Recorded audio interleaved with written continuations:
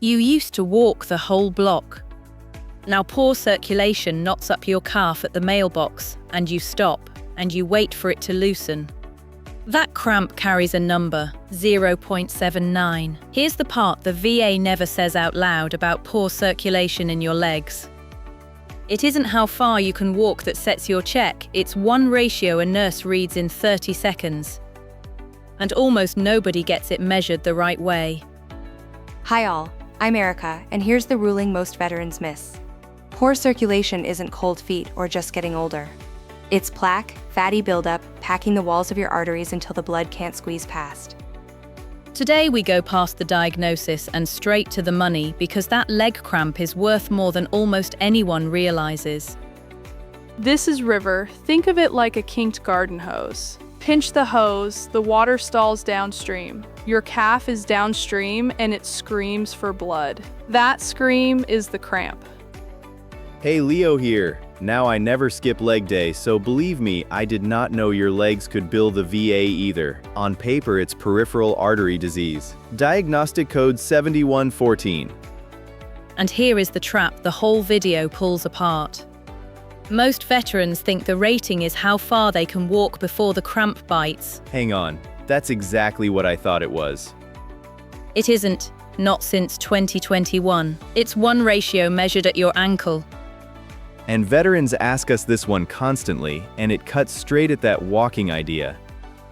My ABI came back normal, but my legs still cramp. Did they test me wrong? That question is exactly where we're headed, and we'll answer it dead on. Everything we map today, the tiers, the test, the calculators, it's free over at va.professorerica.com. But almost none of these veterans grew poor circulation out of nowhere. It came from something the VA already pays them for.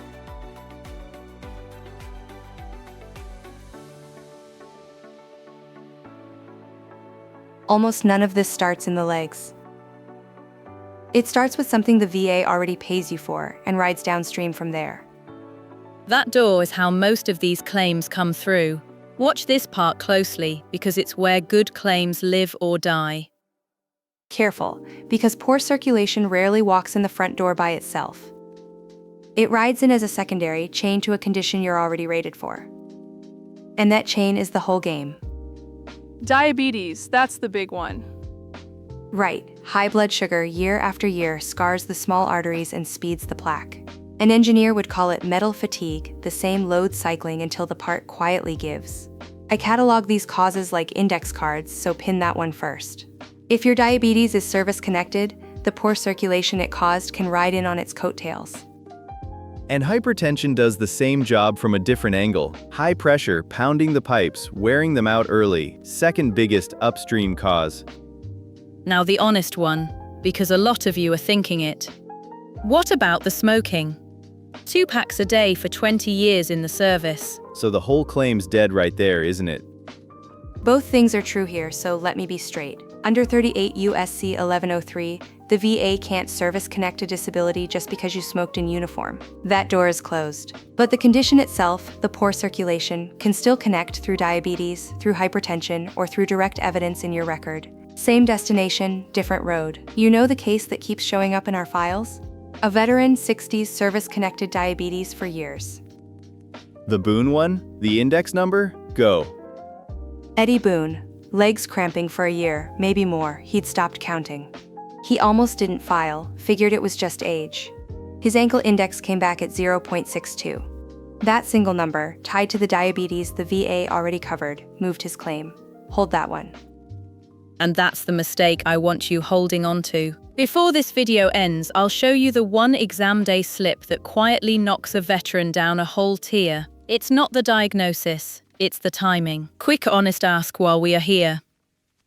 If this has been worth your time so far, hit like, then subscribe and ring the bell. I know everyone asks, but this one is free, and it is how a small channel like this actually grows.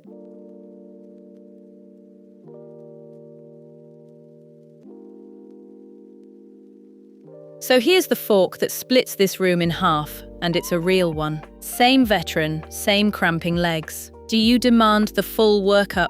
or trust the walking history and file. River says don't overtest. Leo says push hard. First, let me finally answer that question from the top. The ratio the whole rating hangs on, the one almost nobody gets measured right, it's the ankle-brachial index. The ABI. Arm pressure versus ankle pressure. That's the number. Then push for it.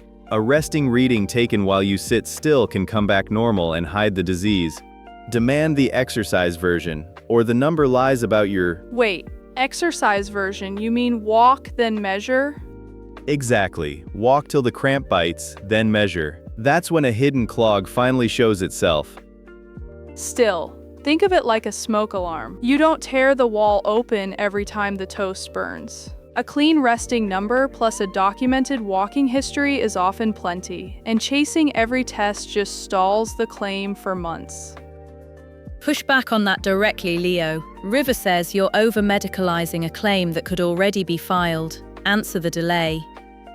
Fair on speed, but a normal resting index on cramping legs is exactly the file that gets denied, then dragged out on appeal for a year. The exercise test isn't extra, it's proof. Okay, that one's real. When the resting number's borderline, the exercise test earns its place. I'll give you that. You said proof, and the reg agrees. Before I show the payoff, guess with me. That first rated tier, the 20% line, over or under $500 a month? Leo. Over. Legs are serious, I'd put real money on over. Under $356.66 in 2026. A real floor, not a jackpot, which is exactly why the accurate number matters. So here's the verdict, straight out of 38 CFR 404, Note 1. The reg pays on the number, and normal is 0.80 or higher, so the number has to be real. Here's what I'd actually do. If your resting index is normal but your legs still cramp, push for the post-exercise test. That's Leo's veteran. If it already reads clearly low, stop testing and file today. That's River's. Both sides win for different veterans. Yeah, if it's already low, don't wait. That's fair. That's what a test done right buys you. Now wait until you see what a lazy resting reading does to that very same veteran's rating.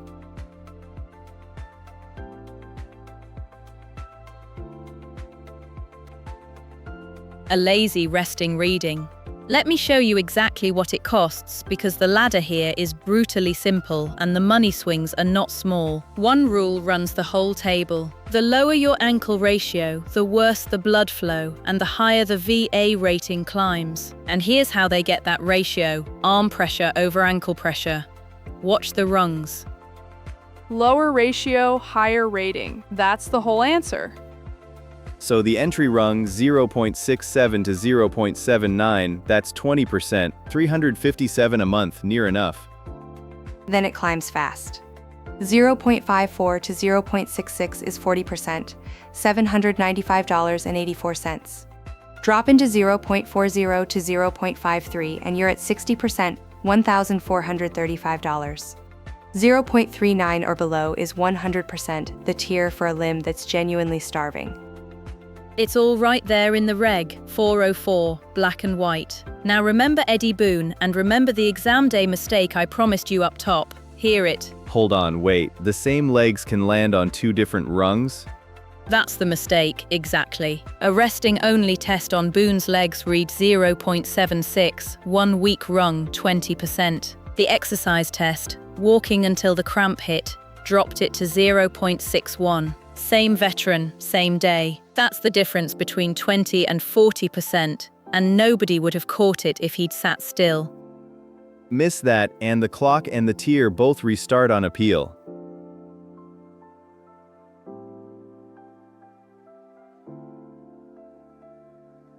Everything so far was the legs, but the same bad plumbing doesn't stop at your knees. Right. The same hardening that chokes your calves can quietly harden the tiny arteries inside your kidneys. It has a name and a rating. Let me get someone who lives inside these cross-connection rules on the line. People say kidney damage like it's one thing. It isn't. High blood pressure hardening the little arteries in the kidney has its own name, arteriolar nephrosclerosis, and its own diagnostic code, 7507. And it rates how exactly? It depends on exactly this. 7507 says rate it by whatever's doing the most damage: renal dysfunction, hypertension, or heart disease. And if it's rated on the cardiovascular side, the reg bumps it up one step. That's the piece people miss. There's a smoker's version of the leg disease too. Buerger's thromboangiitis obliterans, diagnostic code 7115. It's the small vessel cousin, and it hits younger and harder. That's Boone's neighbor, so to speak. Same street, different house. Layla, a veteran watching this whose legs cramp, is going to want to know, is my case winnable? I can't speak to his file, nobody responsible can without reading it. But the pattern with these claims is almost always the same. The condition is real, the service connection link is real, and the whole thing turns on one accurate test done at the right moment. That's my whole message, honestly. Get the number, then fight for it. Thanks for having me on. Thank you, Layla. Genuinely. This is Boone's 0.62 all over again. One honest number, and everything downstream of it, the check, the back pay, the kidney workup, hangs off whether somebody bothered to measure it right. Here's the ruling I'd carry out of this whole video. Poor circulation is never just a leg problem, it's a whole body warning, and the VA rates the warning, not the bravado of walking through it. Get measured. And here's what that one honest number is worth in a year at the tier Boone landed on. $9,550, and that's Boone's $795 a month, every month, off one measured number. So slow down with me, because there's only one thing to do tonight. One rule covers all of it. Screening beats amputation, every time. A cramp that stops you at the mailbox is a vascular doctor visit, now, not next year. So walk your block tonight. Count the yards before your leg quits, and write that number down. That's the whole assignment.